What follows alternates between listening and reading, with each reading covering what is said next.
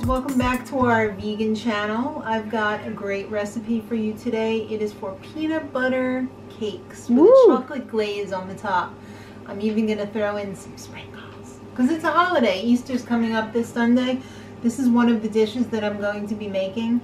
So these are cupcakes, but today I'm going to make them into tiny little bunts because I have a Bundt pan that I've had sitting around for many years and it doesn't get nearly enough use. So we're going to take the old girl out for a spin. Very simple recipe. You're going to love it. Start off with some peanut butter.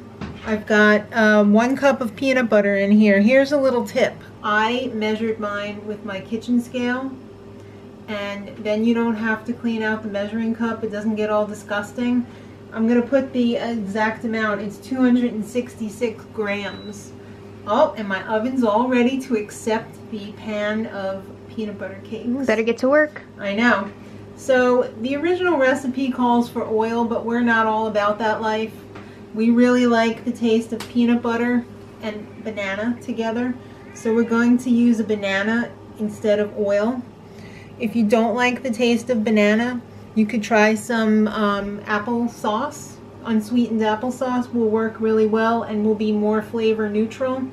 But the first thing we're going to do is blend the peanut butter, the banana, and Maddie's favorite little apple cider vinegar. Hell no. We're going to take this over to the mixer. Alright, we're just going to get this going until you can't really see big pieces of banana, because you don't want to bite into a big piece of banana. You want it to be very well blended.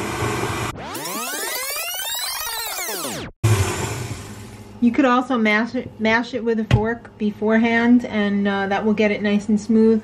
So this is all of the wet ingredients. I've got the rest of the dry ingredients over here that I'm going to add. I've got my sugar, and today I'm using the monk fruit sugar. So it's pretty much 0 calories. The Lakanto, I've used it many times before. It's really good results with it, so otherwise I wouldn't use it. And we have some all-purpose flour, and we have some baking powder and some baking soda. So I'm just gonna put all my dry in here. Mix it slowly because you don't want the flour cloud. Now this is really thick, so I'm anticipating that we're probably going to have to add a little bit of liquid, like an almond milk. Alright, since the original recipe called for oil and we're replacing it with a banana, we're going to compensate by adding a little liquid to loosen it up, and I'm going to be using some almond milk. It's got a little vanilla in it, so that'll be nice too. So I'm probably going to end up adding about 1/3 of a cup when all is said and done. But we want a pretty nice batter. We don't want it too loose like pancake batter, but we don't want it too thick like chocolate chip cookie dough. Alright, that looks like it's going to work. It's a little on the thick side. Let's take this over to the tableau. We're going to fill our pan now.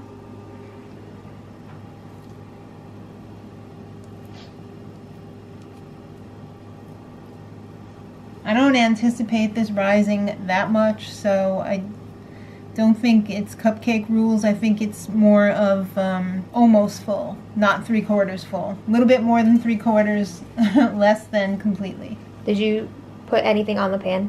Yes, I sprayed it with a little bit of coconut oil non-stick cooking spray. Like I said, we have our oven heated up to 350. And once this is all full, we're going to pop it in there for about 15 to 20 minutes. I'm thinking more so 20 minutes. Alright, I've got my pan all filled up. I probably still have about 1 cake's worth left. Or that maybe sucks. 2. I know, that's such a downer. But I'm going to pop this in the oven now and wish it into the cornfield. Bye! See you in 20. Alright guys. There they are, out of the oven. Cute little bunts. Okay, so we did go a little... Yeah. It is cupcake. They're overstuffed. Yeah. In this bowl here, we're going to be making the glaze. So we've got some powdered sugar, hiding underneath is some raw cacao powder. We're going to be using some melted coconut oil, not too much, just a tablespoon. And then we're going to also be using some vanilla. I always measure. Sure. And a little bit of non-dairy milk. I'm using almond milk. So that does not look like enough liquid for all of this, but I assure you that it's gonna come together because that sugar is gonna deflate a lot. I'm just gonna make sure it gets thoroughly mixed so that there's no more white sugar showing. We want everything to be the brown glaze because otherwise it's gonna look terrible. And here it is. All right, isn't that beautiful? Yeah, look at that. Lovely. So let's hope this won't tear it up too much. Start on the top. Go around. Whoa. We've got a holiday, so what do you have on a holiday? Sprinkles! Holiday sprinkles! Yay. What? Whoa. Right? It's a treat. Don't show Granny. Alright, so we're going to do all of them just like that, and then this little girl over here is going to taste them. Alright, here we go. There's a little kids table over there. So I'm supposed to eat all of these now? Okay. No. You can eat from the kids table. This is a kids table I would love to sit at. Still a little... yeah, we didn't leave it... We didn't put it in the fridge. Yeah. Because Maddie wants it. So excited. It looks so good. Now she's slopping it up. Is it good? Is that the same coating you put on the donuts last time? Yes. Yeah, that's a winning combination. The donut ganache. It's really good. I just licked the bowl. I hope it's not still on my face, but because I slopped it up too. I ate it like a dog's dinner. That is magic. Will people be well impressed at Easter? All right then. I hope you guys give it a try.